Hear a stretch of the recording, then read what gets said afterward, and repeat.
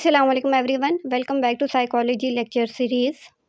1 to 13 chapters completely इसी channel पे upload हो चुके हैं, जो कि आपको साइकोलॉजी लेक्चर सीरीज़ प्लेलिस्ट में सीरीज़ वाइज मिल जाएंगे या टॉपिक वाइज भी मिल जाएंगे। आपको वहाँ से लेक्चर अटेंड करके आप किसी भी तरह के एग्ज़ाम की तैयारी कर सकते हो। नाउअडेज़ जो हम टॉपिक डिस्कस कर रहे हैं वो न्यूरोट्रांसमीटर्स के बारे में है। फर्स्ट पे हमने नोरेपिनेफ्रिन एंड नोरएड्रेनालिन को डिस्कस किया था। सेकंड लेक्चर में हमने सीरोटोनिन पे बात की थी। आज हम डोपामिन की बात करेंगे। डोपामाइन भी एक न्यूरोट्रांसमीटर है, केमिकल मैसेंजर है ब्रेन का, जो कि इम्पॉर्टेंट रोल प्ले करता है डिफरेंट फंक्शंस परफॉर्म करने में। वो फंक्शंस जिसमें हमारे फिजियोलॉजिकल और साइकोलॉजिकल प्रोसेसेस आ जाते हैं। अब फिजियोलॉजिकल प्रोसेसेस क्या होते हैं, जिस तरह स्वेटिंग है, टेम्परेचर है, बीपी है, हार्ट रेट है, ब्रीथिंग है, ये सारे हमारे फिजियोलॉजिकल प्रोसेसेस होते हैं। जबकि साइकोलॉजिकल प्रोसेसेस में बिहेवियर और मेंटल प्रोसेसेस इन्वॉल्व होते हैं। Next question is what does dopamine do, कि डोपामिन आखिर करता क्या है। ठीक है, तो रिवॉर्ड एंड प्लेयर प्रोसेसिंग होती है, motivation and drive, movement and coordination, mood regulation, attention and focus, learning and memory, hormone regulation. ठीक है, अभी जिस तरह हमने बात की कि ये साइकोलॉजिकल और फिजियोलॉजिकल फंक्शंस पे वर्क करता है या उनमें इम्पॉर्टेंट रोल प्ले करता है। ठीक है, तो ये सारे जितने भी प्रोसेसेस हैं कुछ फिजियोलॉजी से रिलेटेड हैं और कुछ मेंटल प्रोसेसेस से रिलेटेड हैं। Next question is how does dopamine work, कि डोपामिन आखिर वर्किंग कैसे करता है। डोपामिन जो है वो ब्रेन के वेंट्रल टेगमेंटल एरिया में प्रोड्यूस होता है। It binds to dopamine receptors in various brain regions. ठीक है, ब्रेन में डिफरेंट रीजन्स होते हैं, डिफरेंट रिसेप्टर्स होते हैं। हर न्यूरोट्रांसमीटर का अपना एक रिसेप्टर होता है, इसी तरह डोपामिन का अपना एक स्पेसिफिक रिसेप्टर्स होता है। Dopamine release is triggered by, कि वो कौन से फैक्टर्स होते हैं जिसकी वजह से डोपामिन रिलीज़ होता है, ट्रिगर होता है। सबसे पहले प्लेयर एक्टिविटीज़ जितनी भी होती हैं, जिस तरह ईटिंग है, सेक्स है, इसके नतीजे में हमारा डोपामिन रिलीज़ होगा। उसके अलावा कोई नोवेल्टी या एक्साइटमेंट की सिचुएशन आएगी तो डोपामिन रिलीज़ होगा।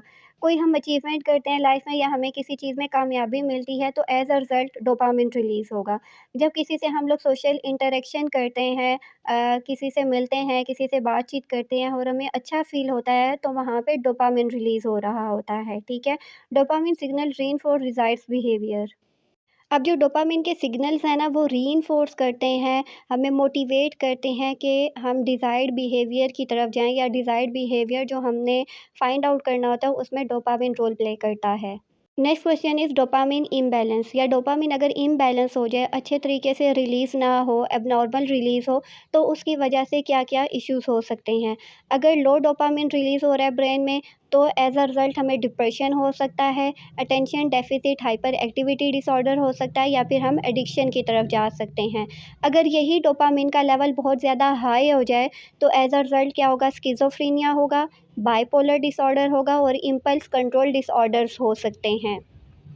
तो बेसिकली ये जो न्यूरोट्रांसमीटर्स होते हैं ना, ये ब्रेन में फ्यूल का काम करते हैं। अगर न्यूरोट्रांसमीटर्स हाई होंगे बहुत ज़्यादा तो schizophrenia, bipolar, impulse control disorder होंगे। अगर यही न्यूरोट्रांसमीटर या ब्रेन का फ्यूल या डोपामाइन वगैरह डिक्रीज़ होंगे या तो as a result depression, ADHD और एडिक्शन होगा। तो डोपामाइन लेवल ना तो बहुत ज़्यादा हाई होना चाहिए, ना ही बहुत ज़्यादा लो होना चाहिए, बल्कि एक बैलेंस होना चाहिए, मॉडरेट लेवल होना चाहिए। अब हमें ये तो पता चल गया कि डोपामाइन का लेवल ना तो हाई होना चाहिए, ना तो लो होना चाहिए, बल्कि एक मॉडरेट फॉर्म में होना चाहिए। तो अब हम देखते हैं कि वो कौन-कौन से वेज़ हैं जिसकी वजह से हम डोपामाइन को बूस्ट कर सकते हैं विदाउट मेडिसिन्स। ठीक है, तो फर्स्ट पे क्या है, एक्सरसाइज़ बहुत ज़्यादा इंपॉर्टेंट है। जब आप एक्सरसाइज़ करेंगे तो डोपामाइन रिलीज़ होगा। उसके बाद meditation, sunlight exposure, listening to music, laughing, getting enough sleep and eating foods rich in tyrosine. Means meats and fish खाने से भी आपका डोपामिन लेवल या डोपामिन जो है वो बूस्ट हो सकता है। उसके अलावा अगर बहुत ज़्यादा सेवियर कंडीशन हो तो फिर आपको मेडिसिन्स की तरफ जाना होता है। आपको प्रॉपर साइकियाट्रिस्ट से चेकअप करवाना होता है और फिर जो वो मेडिसिन प्रिस्क्राइब करते हैं आपको उसके अकॉर्डिंग मेडिसिन्स लेनी होती हैं।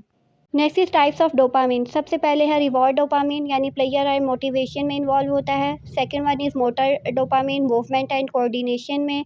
Third one is cognitive dopamine, यानी अटेंशन एंड फोकस में। And last one is emotional dopamine, यानी मूड रेगुलेशन में इंपॉर्टेंट रोल प्ले करता है।